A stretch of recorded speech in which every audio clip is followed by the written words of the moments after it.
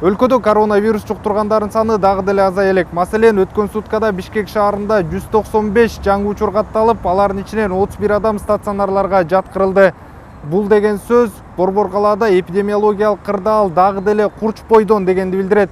Бирок адамдардын көпчүлүгү өткөн жылдагы кайгылуу окуяларды эстен чыгарып, жөнөкөй санитардык эрежелерди унутта калтыргандай. Сутка ичинде Бишкек шаарында 3, Чүй облусунда 2 бейтап каза болду. Ал эми өлкө боюнча 1683 бейтап дарыгерлердин көзөбөлүндө жатса, 2469 адам амбулатордук түрдө COVID-19 менен күрөшүүдө. Учурда 434 адамдын абалы оор болсо, 91 бейтап өтө оор абалда жатат. Бүгүнкү күнү эпидемиологиялык кырдаал курч болуп турат деп айтсак болот. Эмнеге дегенде 200дөн ашык оору катталып турат.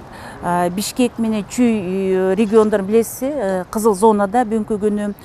Анан биз ушуга жер айтып келаттык эле, дагы эле айтып кетет элек, ушу бет кап тагынган боюнча. Азыр эшикте карап көрсөңөр, көбү бет капты таганбай эле жүрүшөт. Тагыныш керек, кол жууп, социальный дистанцирование деп.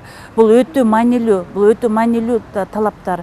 Кыргызстанда пандемия башталгандан бери 98 миңден ашык адам илдетти илештирген. Тилекке каршы алардын 1660-ы оорууну жеңе албай каза болду. Өлкөдө күн сайын 300дөн ашык адамдан вирус табылышы кооптуу жагдай жаратууда. Андыктан эң жөнөкөй санитардык эрежелерди сактоо зарыл.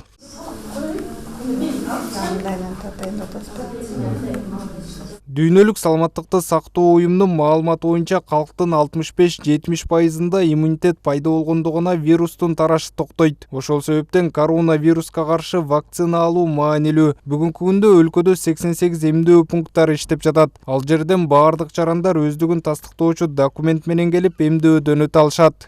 Анан биз дагы жер боюнча вакцинация өтүп атат, эмдөө ковид боюнча. 88 привычный пункт бар. Аяка ушу паспорт менен барса, мында приписканы деле каралбайт. Ушу менен вакцина алса болот. Вакцина 2 этап менен болот. Ушу биринчи этабында 40 миңден ашык вакцина алды. Экинчи этабында азыркы күнү 5 миң, 6 миң киши алып турган убагы болуп турат. Ошон үчүн колдорунда кагаз берилет да, биринчи вакцинадан кийин 22-23 күндөн кийин экинчи вакцинаны обязательно алыш керек. Учурдагы эпидемиологиялык кырдаал бет капты чечип, социалдык аралыкты сактоону унутууга жол бербейт. Дарыгерлер болсо вирустун жайылышын токтотуу үчүн калкты вакцина алууга чакырышат. Автандил Бактыбеков, Асылбек Курманалиев, СТВ.